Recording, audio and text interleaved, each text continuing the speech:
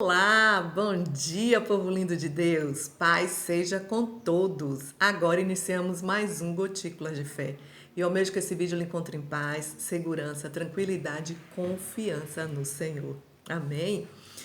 Agora nós iremos compartilhar um pouquinho de tudo que Deus falou aos nossos corações essa semana. Né? Nós podemos ler Samuel e Atos, o livro de 2 Samuel e o livro de Atos. Aprender, eu creio que assim como eu, você aprendeu muito com Davi e com Paulo, né? Nessa trajetória dos dois. Vamos ver um pouquinho do que aconteceu? Glória a Deus. Nós começamos a leitura no dia 22, no domingo, onde nós continuamos a leitura do livro de 2 Samuel 5 e 6, que nos fala de Davi se tornando rei de Israel, a conquista de Jerusalém, a derrota dos filisteus e a arca de Deus sendo levada para Jerusalém. Nós lemos Atos 15, onde nos fala do concílio de Jerusalém, a carta do concílio aos cristãos gentios e o desentendimento que houve entre Paulo e Barnabé.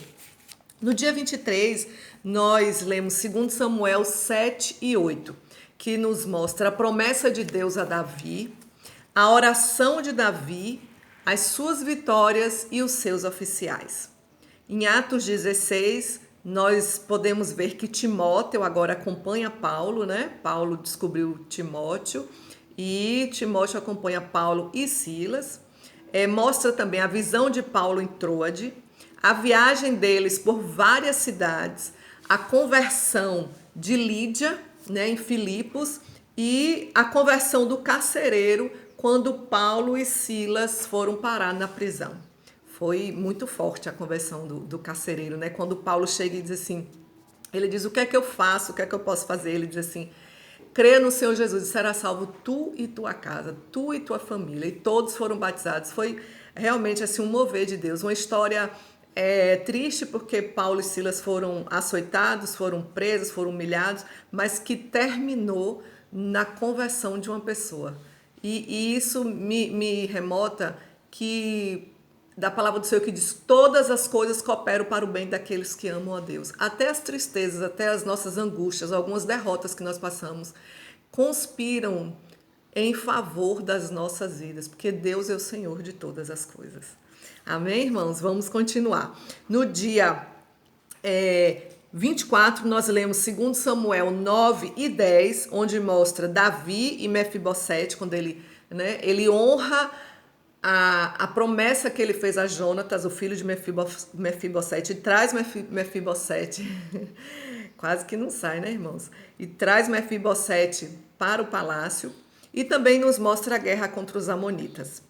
Nós lemos Atos 17, onde fala de Paulo, Sila e alguns irmãos em Tessalônica, em Bereia e em Atenas. Nos mostra a viagem de Paulo por várias cidades, vários lugares.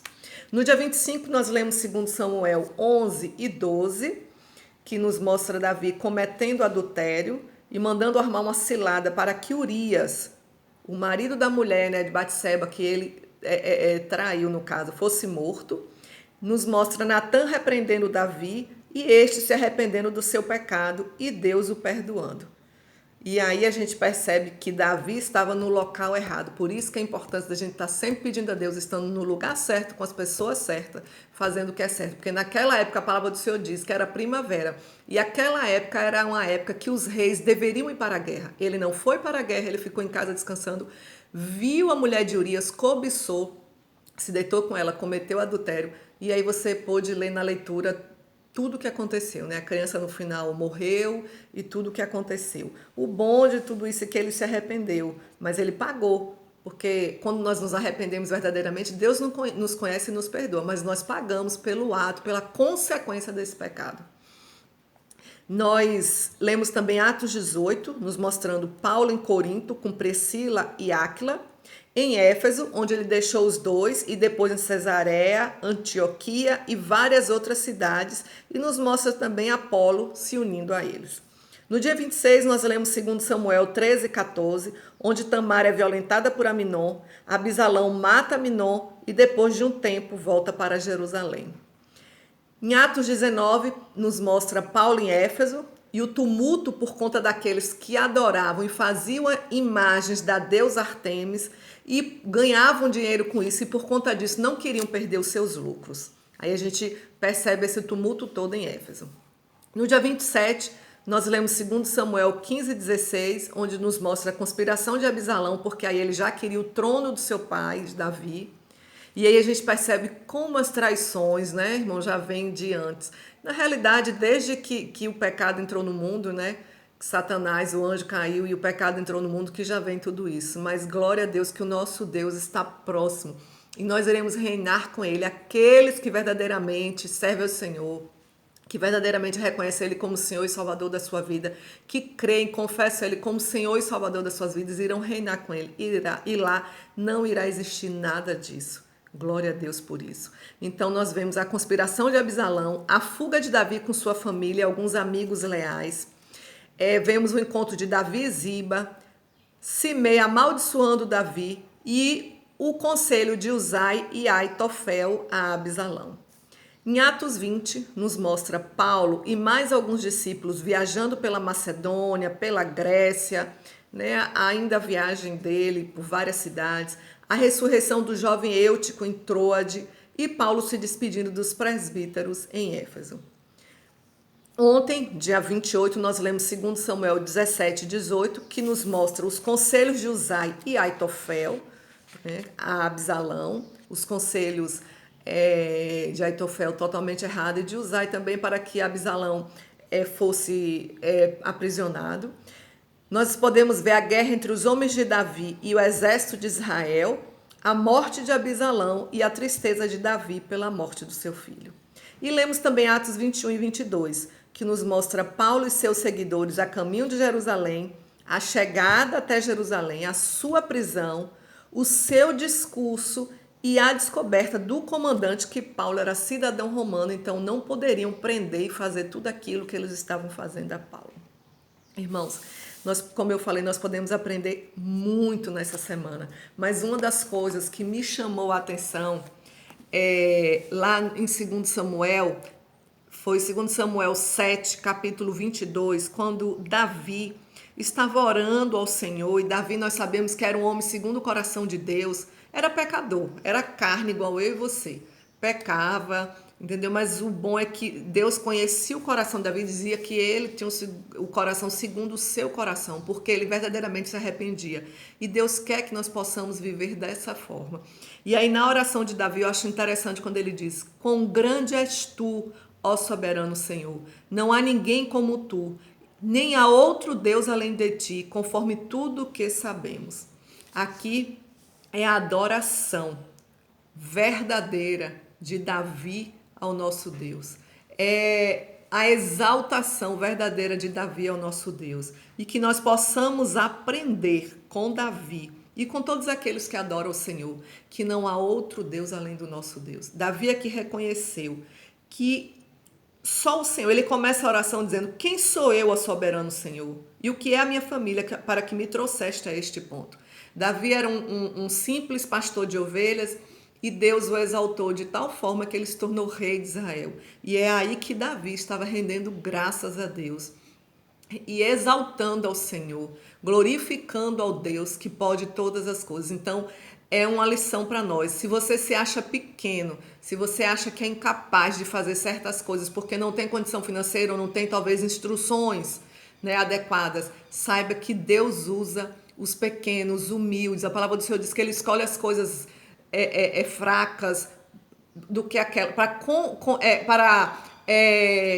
confundir as coisas que se acham, as pessoas e as coisas que se acham mais importantes. Deus escolheu os simples para confundir os sábios. Então, Ele pode sim nos usar. Ele pode sim nos levar a alcançar, a galgar lugares onde nós nem imaginamos. A palavra do Senhor nos diz isso, que o que os olhos não viram, o que os ouvidos não ouviram, o que não penetrou no coração do homem são as coisas que Deus tem preparado para aqueles que o amam.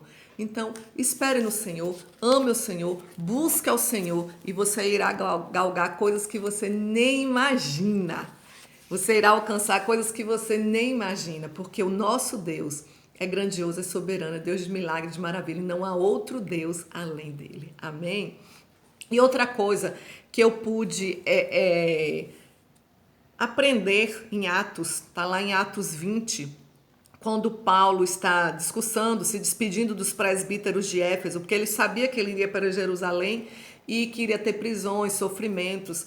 E aí ele conversando com eles, e uma das frases que me chamou a atenção está lá em Atos 20, versículo 35, onde ele diz assim: em tudo que fiz, mostrei-lhes que, mediante trabalho árduo, devemos ajudar os fracos, lembrando as palavras do próprio Senhor Jesus, que disse: a maior felicidade é em dar do que em receber.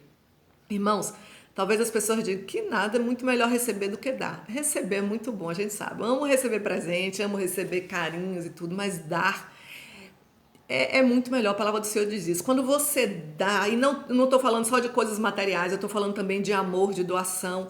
Quando você dá, você recebe muito mais em troca, porque Deus é Deus maravilhoso. E quando você vê a carinha de felicidade naquela pessoa que você ajudou, seja de que forma for, compensa todas as coisas. Então, que nós possamos ajudar as pessoas, não só, volto a repetir, em algo material, em algo físico, mas também em algo espiritual, em algo emocional, orando, doando o nosso tempo, o nosso amor, o nosso carinho, porque muito melhor é dar do que receber. Amém? E agora pegue seu papel, pegue o lápis, a caneta aí, vamos anotar a leitura dessa semana. Essa semana a leitura vai ser muito rica, nós iremos continuar por 2 Samuel, terminar 2 Samuel, terminar Atos, e vamos começar 1 Reis e continuar em Salmo, porque Salmo foi dividido em 4 partes. Então, vai ser muito rica, eu creio nisso. Então vamos lá?